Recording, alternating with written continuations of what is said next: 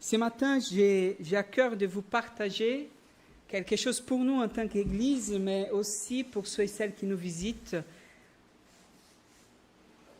Et je me suis rappelé quand je suis arrivé en France.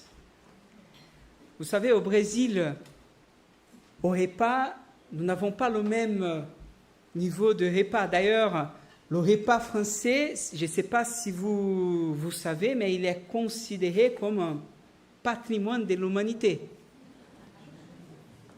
C'est pas une blague, c'est vrai. Et pourquoi? Parce que nous avons plein de moments. Moi, au Brésil, c'était à plat, dessert. Quand je suis arrivé, c'était à l'entrée. Avant l'entrée, c'était un petit apéro. L'entrée. Après, c'était la salade ou quelque chose qui venait. Après, le plat principal. Après, le plat principal, c'était le fromage. Après le fromage, c'était un petit café et, avec un biscuit. Et après le biscuit avec le café, on faisait le goûter. Bref, vous voyez, c'est la première fois que j'ai fait un vrai repas français. J'étais un peu dans l'étonnement de tout ce qu'il avait à manger. Et je n'étais pas vraiment un connaisseur de toutes ces étapes. Alors, pour dire que dans la salade, j'étais déjà gonflé jusqu'au bout. Je ne pouvais plus.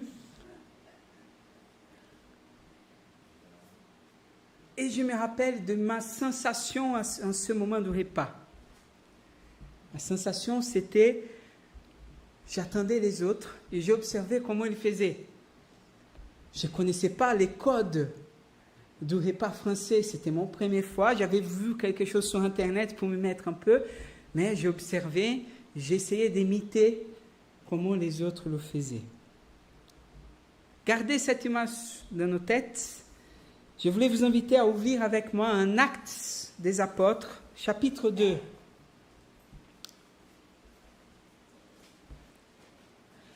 Nous allons lire du verset 41 jusqu'à la fin du chapitre 2. Chapitre 2, du verset 41 jusqu'à la fin.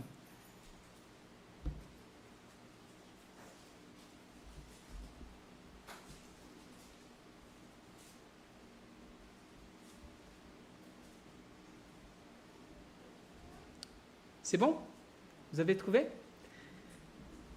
Lisons ensemble. Ceux qui acceptèrent les paroles de Pierre se firent baptiser et ce jour-là, environ 3000 personnes furent ajoutées au nombre des croyants. Dès lors, ils s'attachaient à écouter assidûment l'enseignement des apôtres, à vivre en communion les uns avec les autres, à rompre le pain et à prier ensemble. Tout le monde était très impressionné car les apôtres accomplissaient beaucoup de prodiges et des signes miraculeux. Tous les croyants vivaient unis entre eux et partageaient tout ce qu'ils possédaient. Ils vendaient leurs propriétés et leurs biens et répartissaient l'argent entre tous, selon les besoins de chacun. Tous les jours, d'un commun accord, ils se retrouvaient dans la cour du temple. Ils rompaient le pain dans la maison et prenaient leur repas dans la joie, avec simplicité de cœur. Ils louaient Dieu et le peuple tout entier leur était favorable. Le Seigneur ajoutait chaque jour à leur communauté ceux qu'il sauvait. Il y a déjà certaines affirmations théologiques qu'on peut faire d'amont ici. La première, c'est que le salut ne nous appartient pas. Et ce texte nous montre dans son récit que ce n'était pas ce que les apôtres faisaient seulement, mais par les apôtres, par le témoignage, par les signes qu'ils faisaient, par ce chrétien qui allait tous les jours, qui s'est rencontré, qui vivait cette expérience, le Seigneur, il finit en disant ça, le Seigneur ajoutait chaque jour à leur communauté ceux qu'il sauvait. Donc, rappelons-nous, le Seigneur a ajouté ce qu'il sauvait. Qui sauve? Le Seigneur, pas l'Église. Et ça, c'est important. Pour ne pas entrer dans une espèce de vision dans laquelle, si nous faisons ceci, si nous faisons cela, si nous vivons de telle ou de telle manière, Dieu va faire. Non, Dieu le fait. Et il fait avec nous et sans nous. C'est ce qui se passe aujourd'hui, par exemple, dans les pays où on ne peut pas entrer avec l'Évangile, nous avons énormément de conversions. L'Afghanistan, par exemple, aujourd'hui, c'est un des pays où on a beaucoup de conversions aujourd'hui. Et pourtant, c'est interdit de prêcher. Et pourtant, les chrétiens se cachent. Et pourtant, les gens ont peur de parler. Vous voyez? Donc, les Écritures nous disent, mais la réalité nous montre aussi qu'il ne dépend pas de ce que nous faisons. Merci Seigneur. Vous n'avez pas la responsabilité de sauver votre famille, vos voisins et personne d'autre. Je ne sais pas vous, mais moi, quand j'ai entendu ça, j'ai dit, ça sort des poids. Néanmoins, c'est très simple, on va complexifier un peu plus ça. D'accord? Néanmoins, cette scène de acte nous montre une réalité qui est très importante pour nous aujourd'hui. Acte, c'est le moment où Dieu est en train d'inaugurer, de commencer son Église. Les apôtres, ils étaient un proto-Église. Voilà, ils marchaient avec le Christ, mais là, Jésus, et on avait vu ça, là s'accomplissent les promesses de Dieu, que la loi n'est plus quelque chose d'extérieur, mais Dieu, par son esprit, vient changer notre cœur. Ce n'est pas par notre nature, comme nous a dit Jean, chapitre 1er, c'est par une nouvelle naissance dans l'esprit de Dieu, dans ce que Jésus a fait, par ce que l'esprit fait dans notre vie. Amen. Mais étant qu'il est nouveau naissant, étant que cette nouvelle création, on voit que le centre de cette Église habite le Christ. Et comment qu'on voit ça? Parce que dans l'action de l'Esprit, dans la vie de cette Église, la première chose qui va se faire, c'est qu'ils vont parler, si vous revenez un peu avant, ils vont glorifier à Dieu dans leur langue, et Dieu va s'y manifester d'une telle façon que, en parlant dans leur langue maternelle, les gens vont comprendre chacun dans sa langue. Vocês entendem bem o que eu falo agora? Não? Voilà. J'ai essayé pour voir s'il allait manifester la même chose. Donc, c'est comme si Pierre était un Brésilien, il parlait en portugais, et là, il y avait des Français, et là, il y avait des Allemands, et là, il y avait des Coréens, et là, il y avait des Américains, des gens de toutes nations qui sont venus, et chacun entendait dans sa langue. Extraordinaire. Mais qu'est-ce qu'ils écoutaient à ce moment-là? Ils écoutaient ce que les disciples disaient. Qu'est-ce que les disciples disaient? Ils glorifiaient à Dieu. Il a annoncé Dieu. Et c'est là que Pierre, au milieu de ces paroles de louange, vient, il fait la première grande prédication, dirons. Il va annoncer le Christ. Voilà les promesses que nous avons entendues. Ces promesses se sont manifestées en Jésus-Christ. Voilà qui est Jésus. Et verset 41, nous lisons qu'ils étaient environ 3000 personnes qui ont cru. Et ces personnes étaient là, qu'est-ce que nous faisons? C'est vrai que ce n'est pas moi et toi qui sauvons les personnes. C'est Dieu qui va sauver selon sa souveraineté les personnes qui le veulent. Mais c'est vrai aussi que Dieu nous donne la mission pour témoigner et pour proclamer. Frères et sœurs, si vous avez peur de parler de Jésus parce que vous ne savez pas comment, parce que vous ne savez pas, je vous dis, il faut parler. Mais j'ai fait avec un ami, il ne veut plus me parler. Il faut parler. Mais je ne sais pas, Thiago, comment faire. Il faut parler. Point.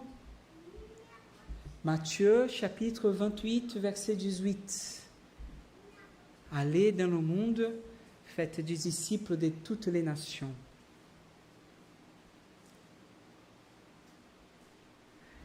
Actes, chapitre 1, verset 8. Je vous enverrai mon esprit. Le Saint-Esprit descendra sur vous. Vous recevrez sa puissance et vous serez mes témoins à Jérusalem, dans la Judée, Samarie et jusqu'au bout du monde. L'ordre de Dieu à son Église, l'ordre de Dieu à moi et à toi, c'est de proclamer, c'est de rendre témoignage. Proclamer quoi et parler de quoi? 1 Corinthiens chapitre 15, Christ est mort. Il a été enseveli. Il est ressuscité pour mes péchés, pour vos péchés. Pierre nous oriente à parler un temps et quand ce n'est pas le temps aussi. Alors, il faut avoir dans notre compréhension que ce n'est pas nous et notre responsabilité, ce n'est pas parce que tu fais bien que toi, tu vas réussir à sauver les personnes. Ce n'est pas ton rôle de sauver les personnes, ce n'est pas notre rôle de sauver les personnes, mais c'est notre rôle de proclamer Christ mort et ressuscité.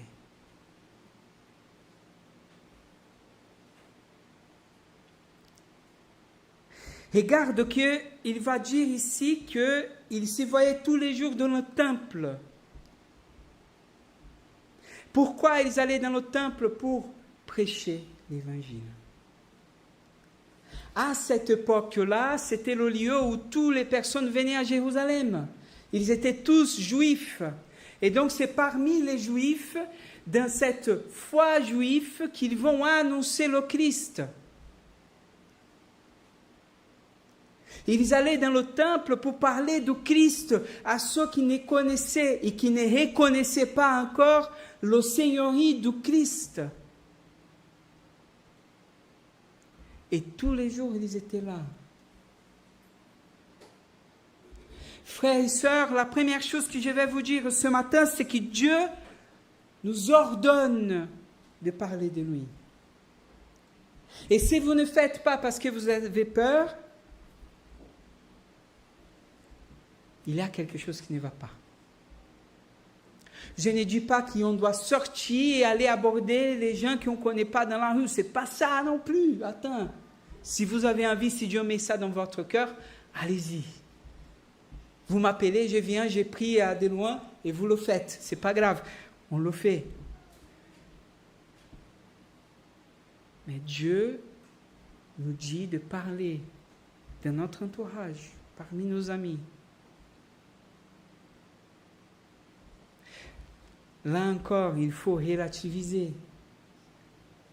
Il faut relativiser dans le sens où cette parole, elle n'est pas pour nous forcer à dire à tous les jours à la même personne, il faut que tu acceptes Jésus, il faut que tu acceptes Jésus. Moi, j'ai vu dans ma famille le mal qui ça fait. Tu vois, mon père, à chaque réunion familiale, la majorité de ma famille est chrétienne. Et donc, à chaque fois qu'on s'est rassemblés dans la maison de mon papy et de ma mamie, il y avait toujours la prédication de la parole. Et le message, à la fin du message, toujours, c'était « Toi, toi et toi, il faut que vous vous convertissez. » Pas ça. Mon père s'est éloigné au point où je n'ai jamais réussi à parler de Jésus. Juste une fois. On était dans un bar à Marseille, dans le Vieux-Port. On prenait une punch bien fraîche. Et là, j'ai réussi à parler de Jésus à lui. 30 ans après. Vous voyez comme c'est long? Donc, ce n'est pas non plus une parole pour nous dire, il faut insister avec la personne, ce n'est pas ça. Mais si aujourd'hui, dans votre vie, vous n'avez pas, dans ces mois qui est venu, partager au moins, parler de votre foi à quelqu'un, il y a quelque chose qui ne va pas. Christ nous appelle à être ses témoins.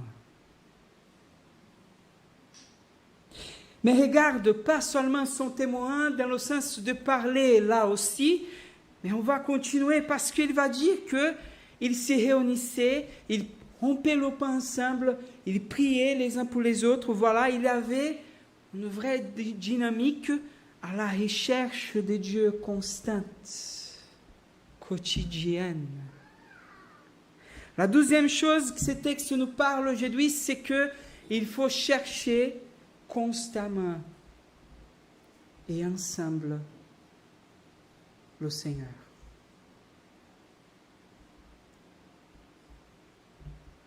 Je sais que parfois, on passe par des moments de notre vie où on n'a pas trop le temps, on est fatigué, où voilà, il y a des choses très lourdes à porter. Et à ces temps-là, oui, prenons un verset dans le jour, prenons 5 ou 10 minutes à prier. Mais si dans votre vie, il s'est instauré ça, 5 minutes de prière, et c'est bon pour toi, frères et sœurs, j'ai à vous dire que vous êtes endormis. Vous êtes déjà endormis. Vous n'allez pas vous endormir, vous êtes déjà endormis. Si ça vous suffit, vous êtes déjà endormis.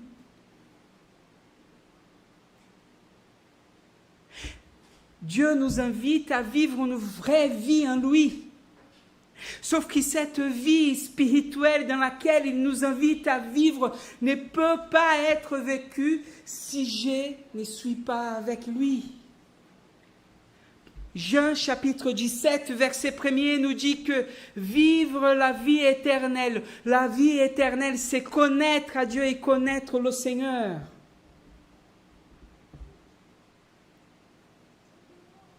Qui d'entre nous peut dire qu'il a tout connu de Dieu? Moi, j'ai commencé mes études en 2008 en théologie. Et je vous dis, je ne connais rien du tout encore.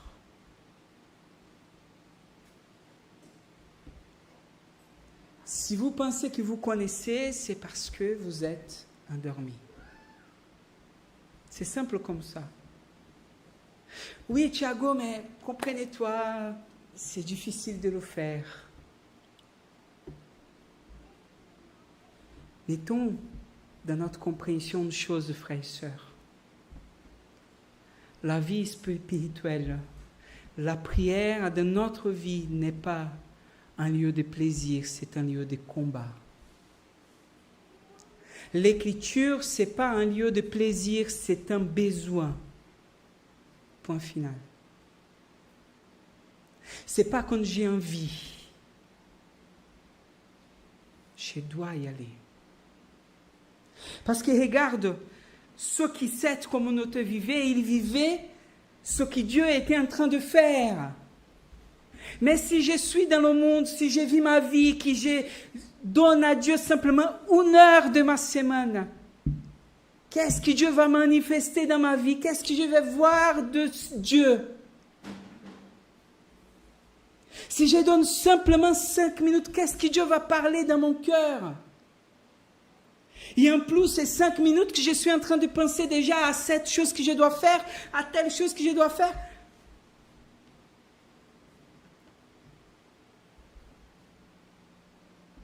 Dieu nous appelle à vivre une nouvelle vie en lui. Dieu nous appelle à être ses témoins. Dieu nous appelle à vivre avec lui. Mais notre nature, elle est fatiguée, frères et sœurs. Notre nature ne veut pas vivre ce que Dieu veut. Ne pense pas, vous, que ça serait de gaieté de cœur que vous allez faire ces choses-là. Parce que ta nature, ma nature, a une tendance à s'endormir.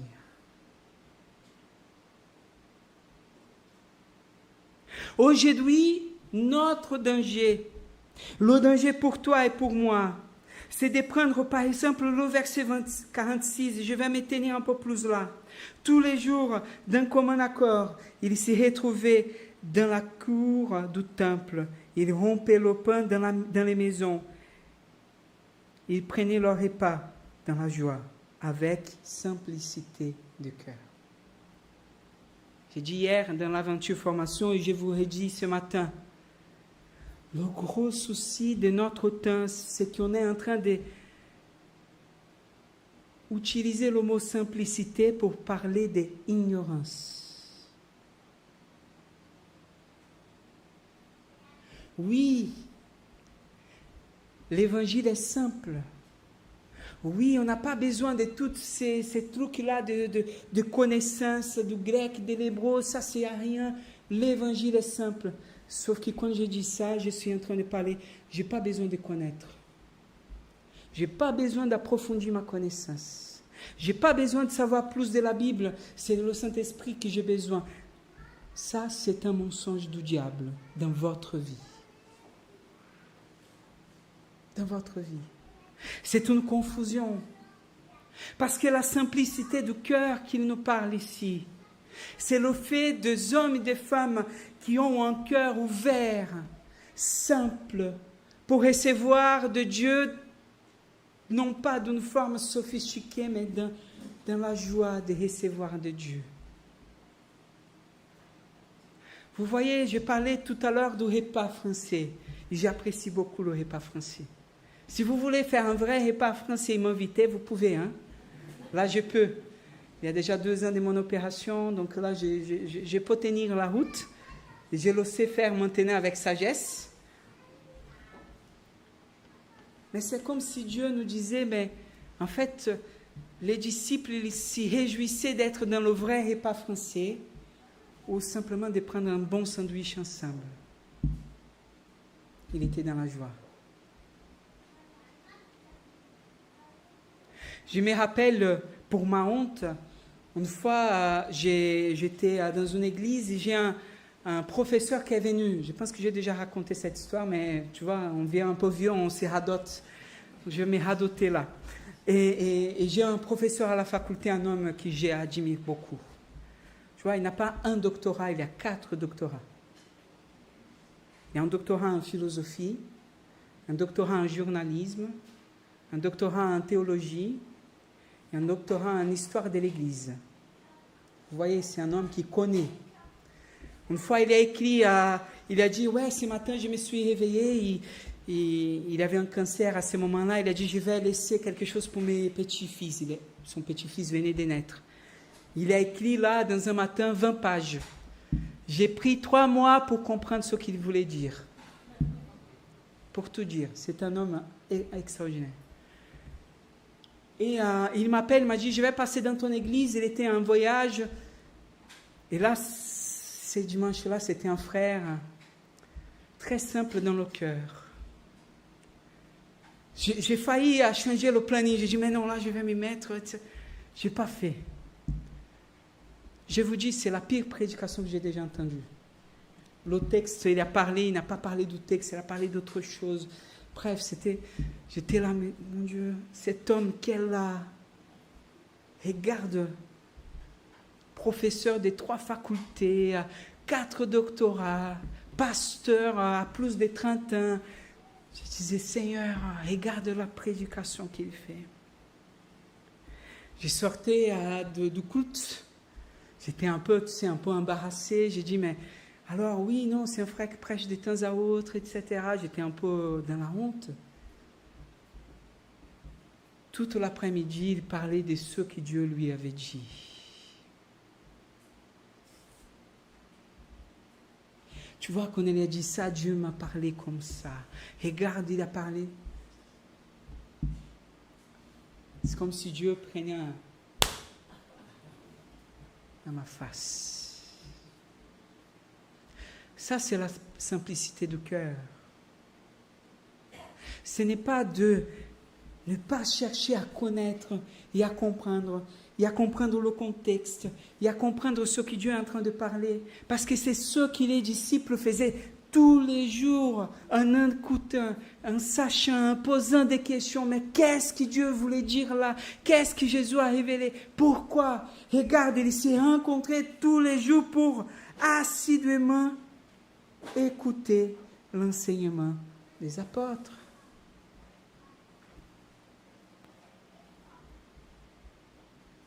Attention, Dieu nous interpelle, oui, à approfondir notre connaissance, parce que plus nous connaissons, plus nous avons notre arme, elle est déguisée, elle est fine, et plus on peut agir, plus on peut répondre aux choses de la vie, aux difficultés. Mieux on va vivre parce que plus on va connaître de Dieu. Et combien de fois on est dans l'épreuve, et on est dans l'anxiété, et on est dans la peur, et qu'est-ce qui va arriver? Et c'est simplement parce qu'on ne connaît pas Dieu. Oui, on sait que Jésus est mort et ressuscité. Oui, j'ai donné ma vie au Seigneur, mais je connais 2 ou 3 versets, c'est tout.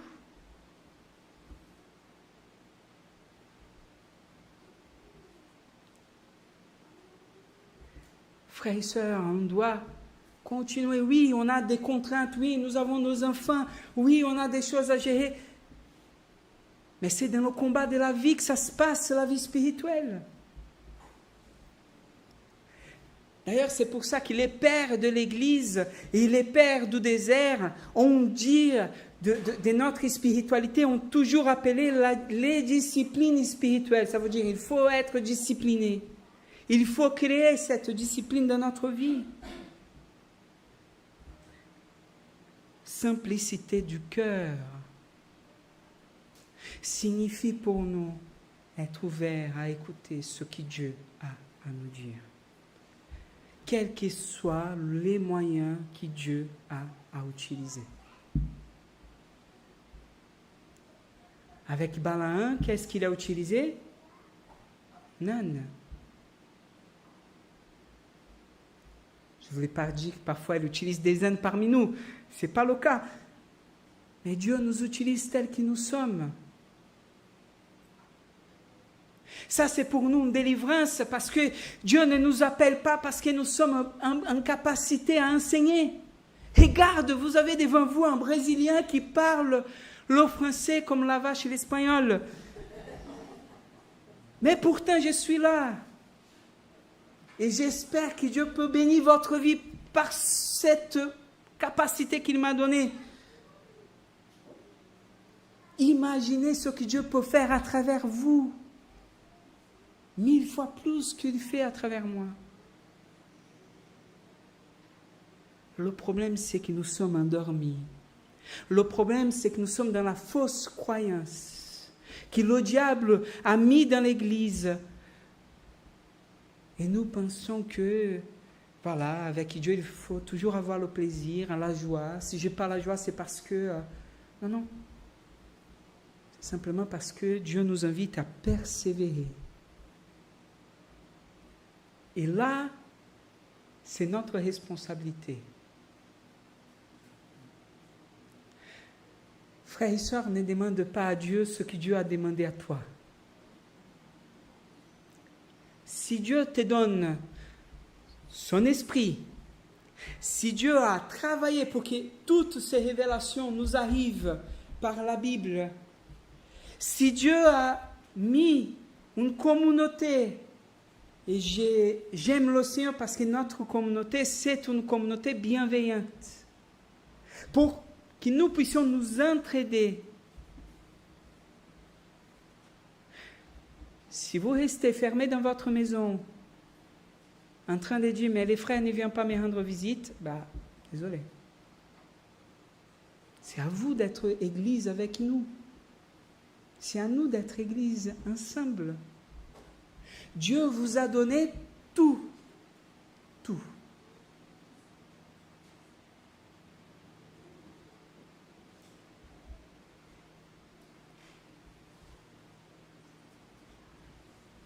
La simplicité du cœur, c'est d'arriver à s'y réjouir avec ce que Dieu fait, tel que Dieu fait, au moment qu'il est fait. Parce que cette église-là, elle va être éprouvée. D'ailleurs, ils vont devoir partir de Jérusalem plus tard. Les épreuves viendront. Des gens vont être morts. Il y aura des divisions au sein de cette église. Il y aura des mensonges au centre de cette église de Jérusalem. Ne pensez pas, vous, qu'ils ne vont pas vivre ce que nous vivons, nous. Ils vont vivre. Mais l'Évangile nous invite à rester éveillés. Restons éveillés. Cherchons la face du Seigneur tant que nous avons temps. Tant qu'il est temps.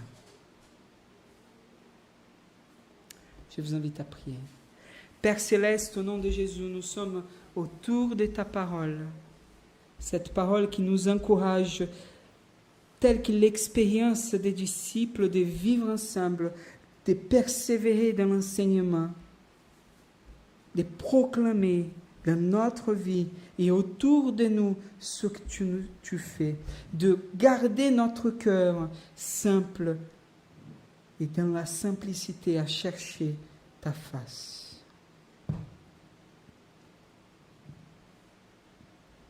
Père Céleste, aide-nous.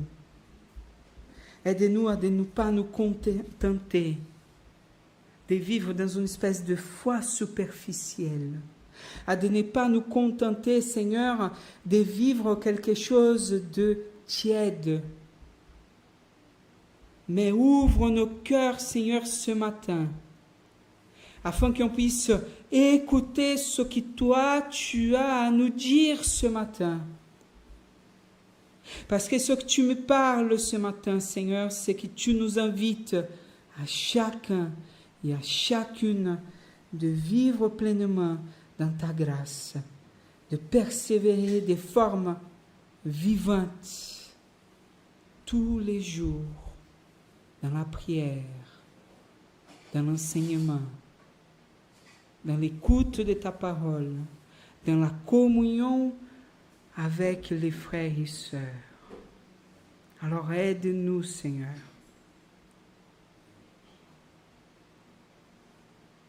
Nous te prions au nom de Jésus. Amen. Amen.